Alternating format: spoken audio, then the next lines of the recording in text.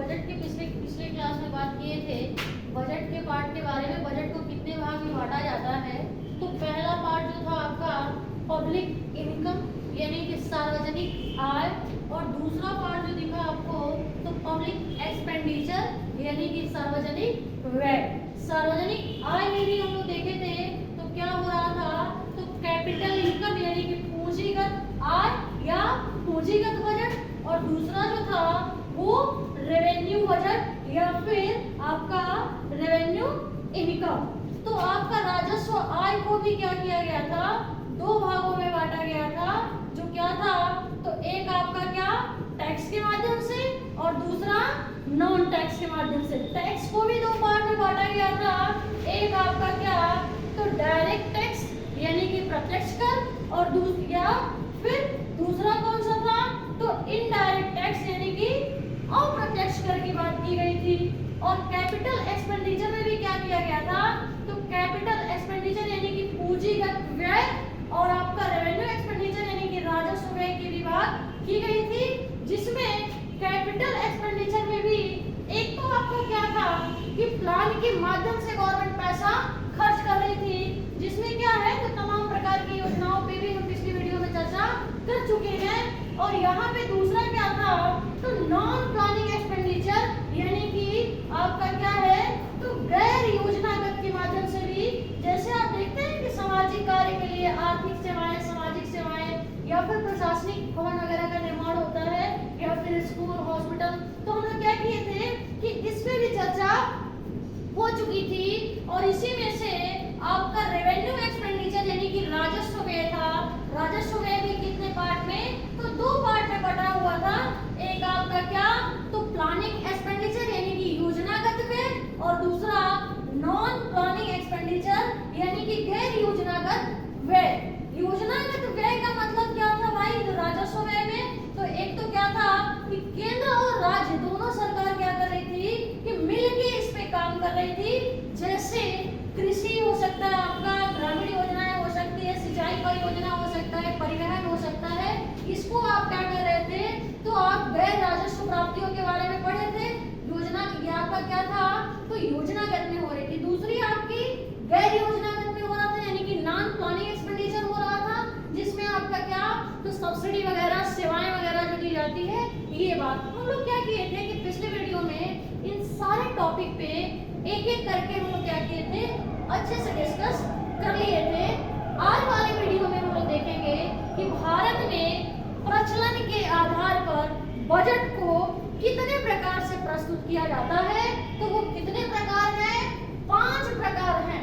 5 में से पहला जो है आपका ट्रेडिशनल बजट, दूसरा परफॉर्मेंस बजट, और तीसरा जीरो बेस बजट, और चौथा जेंडर बजट, और पांचवा जो है आउटकम बजट के नाम से जाना जाता है। तो हम लोग थोड़ा सा चर्चा करेंगे कि जो बजट है, इस बजट में किस प्रकार के बजट को हम ट्रेडिशनल बजट या पारंपरिक बजट के नाम से जानते हैं। तो पारंपरिक बजट जो होता है ये क्या होता है, तो जिस बजट में हम पिछले साल की योजनाओं को देखते हुए बजट को प्रस्तुत करते हैं, उसको क्या कहते हैं, तो ट्रेडिशनल बजट या पारंपरिक बजट। जैसे कि किसी भी काम को करने के लिए आपको क्या है तो 100 रुपए की जरूरत है, तो ये 100 रुपए का खर्च तो बता दिया जाता है, लेकिन 100 रुपए इसमें इन्वेस्ट करने के बाद कितना आपका क्या होगा कि आउटकम मिलेगा, कितना इसका फीडबैक आएगा,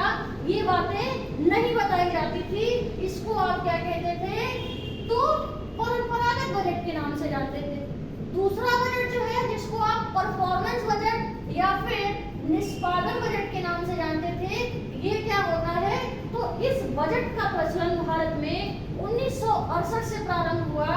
और इसमें क्या होता है, तो इसमें ये भी बताया जाता है कि 100 रुपया अगर आप किसी चीज के लिए खर्च कर रहे हैं, गवर्नमेंट अगर आपके लिए 100 रुपया दे रही है, तो उसका क्या होगा कि उससे कुछ आउटकम क्या होगा या फिर उससे कुछ उसका निकल के क्या आएगा, फीडबैक उसका क्या होगा, उसके बारे में बताती है। कि जैसे 100 रुपया का क्या है कि हम मार्कर बेच रहे हैं, तो 100 रुपया का अगर मार्कर आप बेच रहे हैं तो इस मार्कर से आप लिखेंगे, कुछ लोगों को पढ़ा सकते हैं। तो ये बात यानी कि कुछ इसका क्या होगा कि आउटकम भी कितना निकल के आएगा, इस बात को भी क्या किया जाता है, गवर्नमेंट आपको सदन के समक्ष क्या करती है, इसको प्रस्तुत करती है।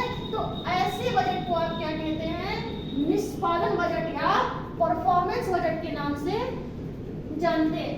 इस टाइम क्या हुआ कि 1997 से 98 ईस्वी में भी क्या किया गया कि फिर एक बार बजट में प्रारंभ कुछ परिवर्तन किए गए, और जिसमें हुआ क्या, तो जीरो बेस बजट यानी कि शून्य आधारित बजट को भी प्रस्तुत किया जाने लगा, जिसमें होता क्या है कि पिछले बार की योजनाओं को क्या किया जाता है कि समाप्त करके और नए सिरे से बजट को तैयार किया जाता है, जिसको आप शून्य आधारित बजट या जीरो बेस बजट के नाम से जानते हैं। एक प्रकार का और प्रचलन है, वो कौन सा, तो जेंडर बेस बजट, यानी कि 2005 से भारत में क्या किया जा रहा है, तो जेंडर बेस बजट भी प्रस्तुत किया जा रहा है, विशेषकर किसी एक जेंडर को ध्यान में रखते हुए। यहाँ पे जो महिला सशक्तिकरण वगैरह देख रहे हैं आप, तो विशेषकर फीमेल लोगों को ध्यान में रखते हुए जेंडर बेस बजट को क्या किया जा रहा है, प्रस्तुत किया जा रहा है। एक चीज और भी हम लोगों की बजट में छुटी हुई थी, क्या था, तो एक जो बजट आता है, तो इसमें आप देखते हैं कि एक बजट में लिखा होता है विगत वर्ष के बजट, दूसरा पार्ट लिखा होता है चालू वर्ष, और एक दूसरा आपका चालू वर्ष, और तीसरा जो होता है क्या है, तो ये आपका बजट वर्ष। जैसे बजट होता है तो एक आपका विगत वर्ष, दूसरा चालू वर्ष, और तीसरा आपका बजट वर्ष के नाम से जाना जाता है। जैसे क्या होता है कि विगत वर्ष की बात करेंगे तो बजट में भी क्या होता है कि प्रथम छमाही के लिए जैसे बजट होता है ना, तो इसमें क्या होता है कि प्रथम छमाही में जो होता है तो 6 महीने का बजट, जिसमें 3-3 महीने की बात की जाती है। 3-3 महीने यानी कि जैसे हमने बताया था कि भारत का फाइनेंशियल ईयर जो है वो कब से कब तक, तो 1 अप्रैल से लेके 31 मार्च तक था। तो यानी कि अप्रैल से लेके अप्रैल मई जून तक का जो होता है ये क्या है, प्रथम छमाही। फिर जुलाई अगस्त सितंबर तक का जो होता है वो सेकंड वाला हो जाएगा। फिर इसके बाद जो दूसरी छमाही होती है, इसमें भी क्या होता है, 3 का, यानी कि सितंबर के बाद फिर आपका अक्टूबर, नवंबर और दिसंबर वाला जो हो जाता है ये अगला, और फिर 3 महीने के बाद यानी कि जनवरी, फरवरी और मार्च का बजट होता है। तो इसी चीज को एक आप नाम सुने, बजट का आउटकम बजट। जैसे क्या है कि गवर्नमेंट आपको कुछ पैसे दे देती है और इसमें क्या करती है, तो 100 रुपया दिया आपको, तो इसमें आपको बताना भी होगा कि आप जैसे 100 रुपया किसी भी योजना के लिए 100 रुपया इसमें बजट प्रस्तुत कर दिया गया, लेकिन गवर्नमेंट अभी इस टाइम कौन सा बजट पेश कर रही है, तो आउटकम बजट ही क्या किया जा रहा है, ज्यादातर प्रस्तुत किया जा रहा है। जैसे 100 रुपया पास तो हो गया है, लेकिन आपको 20 रुपया देगी, और मान लीजिए कोई हाईवे ही बनवाना है तो 20 रुपया देगी, और 20 रुपए के लिए कहेगी कि जाइए आप इस हाईवे का निर्माण करके आइए। तो आप कहेंगे कि 1 किलोमीटर हमने हाईवे 20 रुपए में बनवा लिया, हालांकि बनेगा नहीं, लेकिन फिर 20 रुपए के लिए बताएंगे, फिर 2 बार 3 बार यानी कि 5 बार करके 100 रुपए को क्या करेगी, थोड़े थोड़े करके देती रहती है कि 3 महीने बाद जाइए बनवा के आइए, उसके बाद क्या करेंगे, हम आपको फिर पैसा देंगे। हालांकि बता देती है कि 100 रुपए किसी काम के लिए हम आपको दिए हैं, लेकिन इसको क्या करती है, 100 रुपए एक ही बार ना देके क्या करती है, इसको थोड़े थोड़े माध्यमों से, छोटे छोटे माध्यमों से इसको क्या करती है, देती है। तो इसी बजट को आप कहते हैं आउटकम बजट। और इस टाइम क्या हो रहा है कि इस टाइम का जो बजट है वो आउटकम बजट के माध्यम से ही आता है। एक पॉइंट और आप सुनते हैं, जैसे क्या, तो घाटे का बजट, या फिर कई बार आप सुने हैं कि हमारा जो बजटी घाटा है वो क्या हुआ भाई, तो 4.6 जो है वो घाटे में चल रहा है। इसका मतलब क्या, तो इसको भी देखिए कि क्या होता है कि बजट में हम बताए थे कि 2 चीज चर्चा में चलेगी, एक तो आपकी जनता और दूसरी सरकार। जनता का पैसा सरकार के पास और सरकार का पैसा जनता के पास। बजट वाला यही कंसेप्ट था। जैसे आप देख रहे हैं कि पब्लिक इनकम और पब्लिक एक्सपेंडिचर, यानी कि जनता आपसे पैसा ले भी कैसे रही है गवर्नमेंट, और आप पे खर्च भी कर रही है। ऐसा नहीं है कि गवर्नमेंट अपने पॉकेट में रखी है। तो भाई इसका कहीं ना कहीं बैलेंस भी होना चाहिए, कि एक दूसरे का बैलेंस भी बनना चाहिए। तो इसमें होता क्या है कि अगर इसी का बैलेंस बिगड़ जाता है तो इसी को आप कहते हैं बजट घाटा या बजटीय घाटा। तो जिसमें क्या होता है कि अगर आप देखते हैं कि राजस्व, तो यानी कि राजस्व की प्राप्तियां कम हो रही है और राजस्व खर्च जो है वो ज्यादा हो रहा है, तो उसको आप क्या कहने लगते हैं? तो राजस्व घाटा, राजकोषीय घाटा, यानी कि दोनों में जब क्या हो रहा है कि प्राप्तियां और कम का बैलेंस जो है बिगड़ने लगता है तो उसको घाटे के नाम से। तो होता क्या है कि जैसे एग्जांपल देखिए कि जनता ने 100 रुपया किसको दिया? सरकार को, और सरकार ने भी क्या किया कि 100 रुपया खर्च कर दिया किस पे? जनता पे।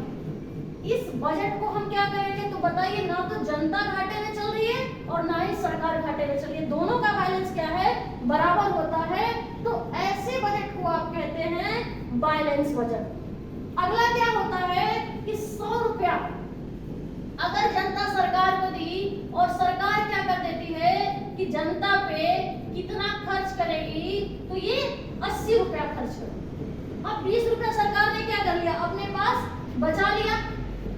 इसको कहते हैं आप नाफा का बजट। हालांकि क्या होता है कि जैसे कोविड को ही ले लीजिए, अभी पैंडेमिक चल रही थी, तो इस प्रकार से क्या है कि तमाम प्रकार की बीमारियां आ जाए, कोई सिचुएशन आ जाए, बाढ़ आ जाए, सूखा आ जाए, ऐसे भी भारत को आप मानसून का जुआ कहते हैं, तो कुछ ऐसी सिचुएशन के लिए क्या होगा कि 20 रुपया हमारा बचा रहे, तो इसको आप कहते हैं क्या?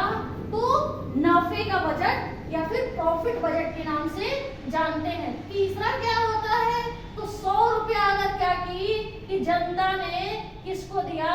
सरकार को, और सरकार ने क्या किया? तो जनता पे 120 रुपए खर्च कर दिया। तो जब सरकार ने क्या किया? 120 रुपया जनता पे खर्च किया, तो ये 20 रुपया कौन माइनस में गया भाई? सरकार गया। इसी बजट को आप क्या कहते हैं? तो घाटे का बजट कहते हैं। यानी कि अब सरकार की तरफ से देख रहे पब्लिक इनकम जो है वो कम हुई और पब्लिक एक्सपेंडिचर जो है वो क्या हो गया? ज्यादा हो गया। तो इसी चीज को आप क्या कहते हैं? घाटे का। हालांकि 2-3 बार से जो हम लोग का बजट आ रहा है वो क्या है? घाटे का ही बजट प्रस्तुत हो रहा है। यानी कि जनता से कमाई जो है वो कम हो रही है और सरकार खर्च आप पे ज्यादा कर रही है। हालांकि हाईवे बनवा दे, हॉस्पिटल बनवा दे, स्कीम ज्यादा लेके चली है, तो ये क्या था? घाटे का बजट या नाफे का बजट। ठीक है, तो मेरे ख्याल से आपका कंसेप्ट क्लियर हो गया होगा कि घाटे का बजट क्या होता है या फिर नाफे का बजट क्या होता है या फिर आपका बैलेंस बजट क्या होता है। ठीक है, तो आज के लिए इतना ही। Okay, thank you class.